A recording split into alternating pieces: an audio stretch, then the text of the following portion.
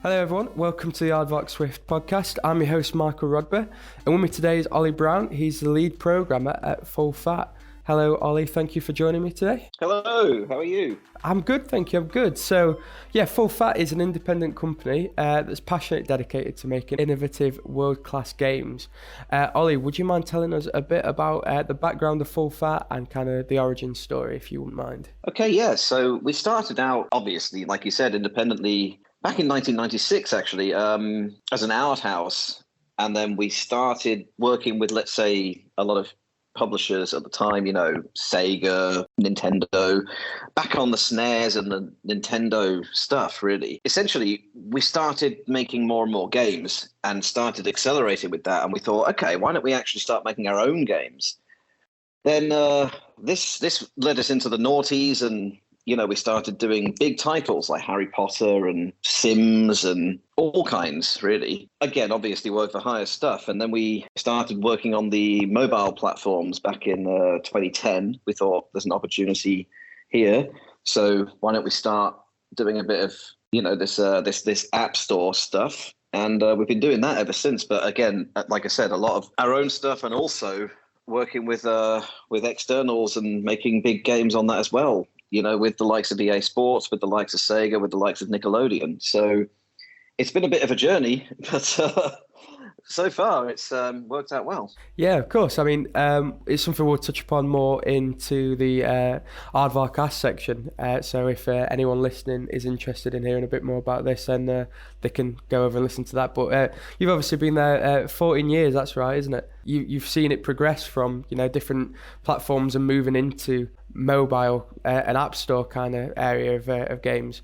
What was kind of that transition like? Was it quite seamless, or did it, was it gradual? Was it quick? It was frantic. It was fun. It was like, let's try something new, but let's do it while we're all in a position where let's see if it works. We were trying loads of different avenues at the time. It was a case of let's see if it works. It wasn't necessarily like, okay, we're now a mobile studio.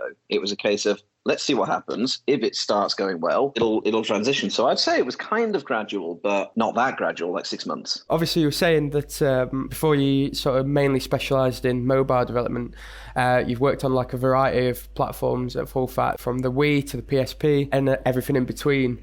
For kind of a studio in terms of technology and also, I suppose, structure, what was the kind of stuff that was required to be working on so many platforms all at once? Well, obviously you need the SDKs and the dev kits. They were so important back then. I mean, that was something that was so amazing about going to mobile, was you can just run it on your phone right there. And you think, wow, don't need a dev kit, I mean, I don't know if you remember, but the Nintendo Wii dev kit was a big black box with NDev written on it. It was a funny old thing, but it weighed about a ton and it got so hot. You get 10 of them in a room, the whole room's boiling, it was ridiculous. And it was similar with the Xbox 360 dev kit. I mean, they were just very hot pieces of kit. And it was very nice to transition from that, even with the DS, a big old clunky thing. And you thought, God, so nice to just be able to run the thing on the device that you're actually, the user is going to use, because that was always such a concern back then with those dev kits. But the fun times were probably with the SDKs and, integrating.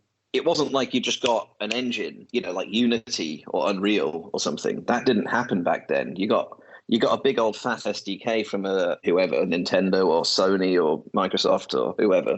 And you have to make your own engine around that. It wasn't quite as simple. Even when we started on Apple, okay, let's have a look at iOS. But it wasn't like what we're using. It was like, okay, here's OpenGL. Let's make a game with that. Very different to now. Now you hit the ground running a lot more than you did back then, What was your kind of studio structure like for that then? Because obviously, did you have people like specialising in one area like the DS and then another team on that? Was there any overlap? And kind of how did the structure of the studio change once you moved into specialising in mobile? For sure, there was a slight change, but obviously you've got your management, then you've got your various departments, let's say art, animation, code, QA, production. I suppose code was split back then into, yes, gameplay, tech, and tools. As time went on, like you say, we've kind of ditched the tools part of that because we're using full-blown editors now. So who needs a tools department. Tech, we still have, obviously, integrating SDKs is still a very important thing, even with Unity that we use now. I mean, who doesn't have to get some new ad network or some Facebook thing, at some point you need to integrate something into something. So we do have our tech teams for that. I'd say art hasn't changed that much. It's a case of 3D art, 2D art, animation, the same requirements as they were, 20 years ago. It hasn't really changed much. The quality has changed for sure, but the actual job hasn't changed that much. I would say from a code point of view, though, to be specific, as I'm a coder or a lead coder, the only thing that's really changed these days is that it's more accessible than it used to be. It used to be you've got to be a hardcore C++ lunatic to even have a chance in this industry, and now you can pick up C# with some degree that's called games. When I was doing it, there were no degrees in games. So I think that it's become much more accessible, and hence the industry has exploded in the last kind of 2 decades. And then going a bit more into the sort of like background into the teams and stuff behind making these games. You mentioned that you worked on quite a few major IPs with other studios, sort of like Harry Potter, Sims, Pac-Man, Beyblade. What's it like to have the opportunity to work with such globally beloved like titles and franchises? It's a privilege. You work on a game like that and you feel like, wow, millions of people are going to play this without a question. These days you make a game and yeah, you might have a success, you might not. So you don't think so much about it. But when you're working on something like Harry Potter or The Sims, you think this is a franchise that made it for a reason. So I think maybe you just feel kind of proud. The whole team, there's an energy in the studio that you feel. I love that sometimes when you work on a game that's got such prestige, you think, yeah, all right, this is cool, Yeah. I hope that answers. Yeah, no, definitely. And so you say like that, there's kind of like a good studio energy and an atmosphere when you kind of, especially when you're working on such a well-known title. And how would you describe the culture at Full Fat as a whole, not just on sort of like projects and that? I would definitely say it's all about collaboration. It's all about we're all in it together. Let's have a passion. Let's have some fun while we're making something good, because I don't believe that the product stands for itself just on the product. It's all about coming together, team effort. And I think that that's quite clear in the products that we create. Look at something like Agent Dash or King of the Course, or I don't know, a few years ago, we did a game for Nickelodeon called Llama Llama Spit Spit. Stupid little game, but it was fun. We had so much fun making it, and it ended up being, globally quite successful. It's all about bringing everybody together. Let's all have a good time while we're making something that not only we enjoy, but the rest of the world can as well. Talking of some of the titles that you've made then, some of the biggest franchises of your own kind of development, so the Flick umbrella of titles as well as the blocky ones too. Can you tell us a bit more about those, kind of what you've been working on, if there's any, where you're going with those, and why you think that those specifically are so successful? Okay, yeah. So when we started doing the mobile games back in 2010, we'd come off the back of doing some touchscreen related stuff with the Nintendo DS, and we thought, okay, what's different about this phone? What can we do that people aren't used to doing? And frankly, back then there was a stylus, and you clicked on things, and there were buttons. And we thought, hang on, but you're just using your finger like a stylus here. What about swiping? Swiping is obviously the nature of how phones are going to work in the future. Let's try and make it intuitive. Let's try and make the user just feel natural. So we started thinking about swiping up and down, left and right, fine. But then we started thinking about curves and arcs, we started with a football game, Flick Soccer. And we thought, what if the goal's in front of you and you just do a kind of C-shaped flick? It's going to do a similar curve, like bend it like Beckham style. And we thought, this is a nice idea. I mean, obviously the technology of working out the shape that you've drawn on the screen, we had a little bit of maths involved there, but it was certainly where we decided to start. Let's make the device the intuitive part. You're just using it. I think the blocky side of games was a natural progression from the Flick. Obviously, went from Flick Soccer to Flick Golf to Flick whatever. I mean, you name it, we flicked it. That should be the subtitle for the studio. Full Fat, you named it, we flicked Obviously, it. And then we made fonts at some times where the Flick looked suspiciously like a different word, but yeah. Then we moved to the blocky side of things because, again, back in 2015, we thought there's an artistic progression going on here. 3 5-lane runners were quite popular back then, and this whole idea, when we started with blocky Raider and moved on to blocky football and a load of sports things like blocky basketball, we thought, what do people want? I mean, it is a case of put it out there and see what the market responds with, and people just loved those blocky games, and it was a trend, I think. I mean, not so much anymore, but this was back, like I say, about 6-7 years ago. So back then, if it's not been done, we're going to try it. That's kind of how we operate. Absolutely. I think as well around that time, like that was where like I remember quite vividly the sort of like mobile market specifically for games like that, like booming. Obviously, I think that was a time of like Crossy Road and Flappy Bird and all. I mean, Flappy Bird I think came a bit before, but Crossy Road was for sure an influence in the blocky. Actually. Yeah, blocky Raider. We definitely used Crossy Road as an influence. Yeah, and that's kind of what I was kind of picking up from it. Like it's that time, especially in like the mobile scene, and even still now, arguably, there's that kind of block kind of style. There's certainly a retaining art theme there, and we're not shy away from it. And certainly, if you go on the Unity Asset Store, there's plenty of asset packs that will help you in that genre for sure. Yeah, and it was like I say, a bit of a privilege to kind of be part of that revolution when it started. What's the kind of process of sort of ideation at Full Fat then? Obviously, you were touching upon it there. We're saying like, we'll just try something, we'll see how the market responds to it. Is it kind of like a certain process of how you kind of come up with the ideas for these games, or a certain ethos that you have perhaps? Yeah, so we go through a phase called Fun Day Monday, where we'll sit down, the whole company on a Monday normally. It doesn't have to be a Monday. We just call it that because it sounds fun. The idea is, sit down, do whatever, drop your tools, come up with some ideas. You can collaborate, you can do it on your own, use a whiteboard, it doesn't really matter as long as we all come up with something and then throw them all together in a pot. And then usually the design team will sit down and have a meeting and work out which of these ideas are potentially going to work, which ones have never been done before. It might be a case of, this game already exists, so nice try. But it might be a case of that's an interesting inspiration or an interesting spin on an existing game, and that's always a good thing. So I think that the idea of getting the whole company involved in ideation gives it a bit more intrigue in that area. There's no bad idea. I think that's interesting though, that sort of the entire company has input into the creative process. Would you say that's like a major selling point to the culture at Full Fat, that people from any level have input into what games you create? I mean, I think it's definitely relevant. I think it's cool to be able to come along as a junior and say, you know what, I've had an idea. We're going to take a sofa and throw it down a hill or something stupid, and we might say, you know what, let's give it a go. It's your idea. You go and make it. There's 2 weeks. Off you go. I think that gives people like the freedom of artistic expression that, I think you don't get at a lot of bigger studios. With the people that you bring on, I imagine, that ability to self-lead and have these ideas is a major part of like the kind of people you look for at Full Fat. Is there anything else you'd be able to tell us about the kind of candidates that you look for, who you kind of want to bring into the studio and how they could potentially add to the culture that you develop in there? Yeah, so for us, it's all about like-minded people, who's got what we need to make amazing games in the future. It's all about a team effort. It's all about us coming together, a collaborative effort.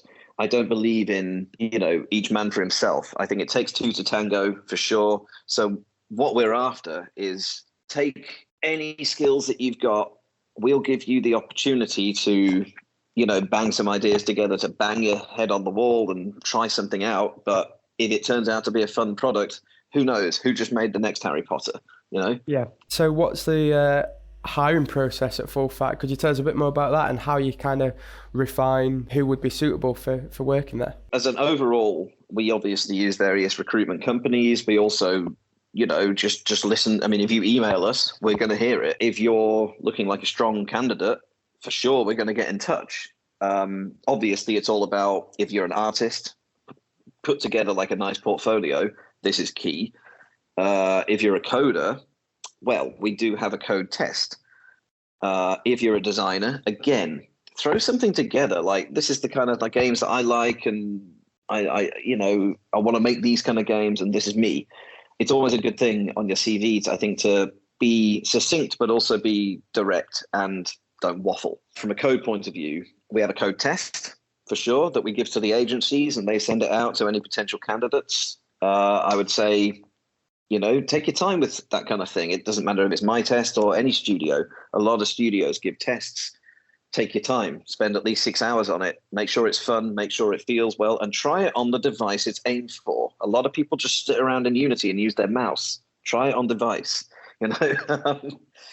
But yeah, I would say for us, it's all about getting the right people, and that's a bit of a pain at times. It's not the easiest thing.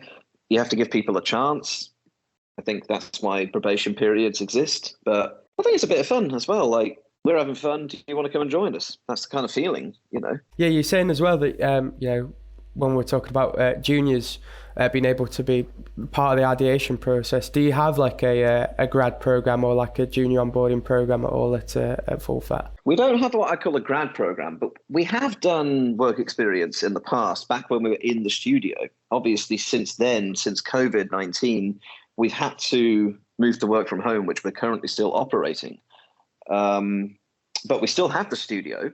It's still there with all the computers on the desks. It's just not operational right now. I would say from a work experience point of view, for sure, we've had GCSE, A-level students, things like that. We do hire a lot of graduates. It's nice sometimes to get somebody who's not already worked with some particular engine or got some wild idea from a different studio. And it's nice sometimes to be able to say, this is how we operate, let's do it that way. I'm not saying that experience is bad. I'm saying relevant experience is good for us. If you've worked on mobile games, if you've specifically worked with Unity and Xcode and Android Studio, great benefits that we are happy about. I think it's quite easy with so many, let's call it, studios these days, so many studios that are making mid-level or low-level hyper-casual games. I think it's quite easy to get into some bad habits. And frankly, it's my job to iron that out. So could you tell us a bit about the test, or is that more a bit under wraps? Oh, no, for sure. I mean, it's a simple test, right? So 5 lanes, spaceship, flying forwards. You can move left and right. Obviously, you can't move out of the extent of the environment. There's obstacles that spawn. That's up to you as the candidate. What happens when you hit them? Does the ship explode? Does the camera shake? Is there some haptic? I don't know. You decide. We try to keep it as vague as we can. So you just get a project with a ship and 5 lanes. That's it. And some instructions. Make this ship fly along and hit stuff. I try to keep it as vague as possible, because if I give too much direction, I think I'll just end up getting the same thing back from everybody. Of course, yeah. Yeah, that makes it. I suppose that the whole point is that, seeing how people tackle a problem, if you specialise what it is, then, it defeats the point of what you're doing. They might be able to code it, but you're also looking for people with creative ideas and stuff. And kind of, if you eliminate that point, then you're only seeing the one side of them, just a technical capability almost, would you say? Absolutely. So yeah, going back to the games, and we've kind of talked about your major titles, obviously being Flicky and Blocky. Internally, those were our biggest, but we also did a lot of big titles for externals. For example, EA Sports, we did, well, at the time it was going to be called Tiger Woods 15. But it became King of the Course, a big golf game, massive success. I mean, it was one of the first ones with multiplayer leaderboards and, all of the topography of all of the courses of the PGA Tour were right there on your phone. I mean, that was the first time anybody had ever done that. We got the scans from, the Xbox versions of Tiger Woods. It didn't become Tiger Woods because, I think that they lost the deal with him. There were some legal issues. So it became King of the Course. It was supposed to be Tiger Woods 15, but there we go. And that was such a fantastic experience, working on a massively global, successful game with PGA Tour as the license, and all of the players, the actual players, we modeled them in 3D that work on a phone. What a fantastic experience, and that's just one. like I said, we worked earlier on with Nickelodeon. We've done some of games for them. We've done all kinds for all kinds of publishers, and I think it's always so fun when you work with a publisher because there's so many people involved, and boiling that down to a product, a lot of fun. Going into that a bit, do you have like separate teams for sort of third party and internal, or is it just all as one and delegating as and when? I would like to say we're an agile studio, and what I mean by that is people get moved wherever they're required. At the moment, yes, we've got 4 or 5 hyper casual teams, but we've also got the live ops team maintaining, like you said, some of the blocky and flicky stuff that from years gone. Obviously, if a big project suddenly gets signed by the studio, we'd move people where they need to be. Yeah. It's a case of who's going to be good for that job. Obviously, subject to what you can tell us, is there anything you could tell us about what you've got in development at the moment, either internally or like externally or anything like that? So obviously, internally, we're continuing with our own IP. It's no secret that we're in conjunction with Rollic Games at the moment. So things like Text or Die and some of the other successes we are having at the moment are in conjunction with them. We've got an arrangement, but that's not to say things last forever. We aren't working with anybody else at the moment, but like I said, it's been a bit of a tumultuous time with COVID, It's not exactly like everyone's knocking on each other's doors at the moment. So I think that the recovery period is looking strong and things are starting to open up again. And that's good opportunity for the studio. It's good opportunity for people who want to join our studio and make any kind of product. But I mean, we're not limited. We're not limited even to mobile devices. If we wanted, we could go to the Nintendo Switch or the Xbox or whatever. There's always an opportunity if it comes along. It's about being adaptable. And like I say, that's why I think we're an agile studio. Yeah, of course. And I think, the track record of the studio, that major shift to mobile goes to show that, like you said, nothing lasts forever. And it sounds like you're ready to jump on the next opportunity that comes along if it's beneficial to, and, if you've got a great idea for it or, a partner comes along, then, why not go for it? It's good that you have that, open mentality as a studio. In terms of sort of like, again, talking about the studio, you mentioned that you're currently like working from home at the moment. Is that something, when the studio opens back up, is that something that's still going to be implemented? Is there still going to be like, working from home options available to people or no? At the moment, we obviously there's a lot of talk globally about this.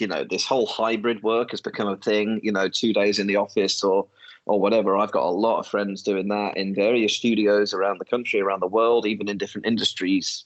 I've got friends who are doing hybrid. For us at the moment, we've actually found that it works quite effectively for us to be working from home. It's not the best in terms of collaboration and creativity, for sure. The Sunday, Monday ideation that I mentioned earlier, it would be a lot more easy if we were all in a room together with a big whiteboard and we can all just throw whatever at it, which sticks. That's obviously a benefit. And I think that's true for any creative industry, that collaboration is absolutely important, and that's more difficult with the work from home. The Zoom meetings, the Microsoft Teams or Slack or whatever you use, it's a bigger hurdle, especially when you're hiring people that you've never met and you've got a bunch of people on a team that have never met each other. You have to create a friendship, a camaraderie there that would be a lot easier if we were just all in the same room. Having said that, at the moment, we have no particular plans to go back, but I think that's just because we've hired an enormous amount of people in this COVID time now that are nowhere near where the studio is. So there's a whole debate about, well, do we go back? Should we go back? When do we go back? At the moment, we're quite happy operating the way we are. It's so obviously you said this is sort of a twofold question. You hired quite a few people over COVID. What is your studio currently like for expansion? Are you in like a major phase of expansion? And also with hiring over COVID and in the future, and still potentially looking to go back to the studio, are you looking to these people that you've hired? Are they, is it infeasible for them to commute? And is remote options still going to be available? Is that something you can talk about at all? Yeah, for sure. I mean, just to touch on that point in terms of people, and remote options, you know what?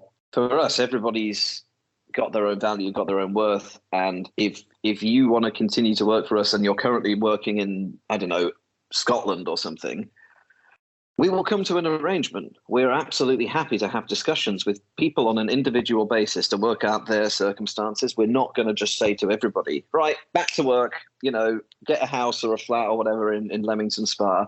It's not going to work like that.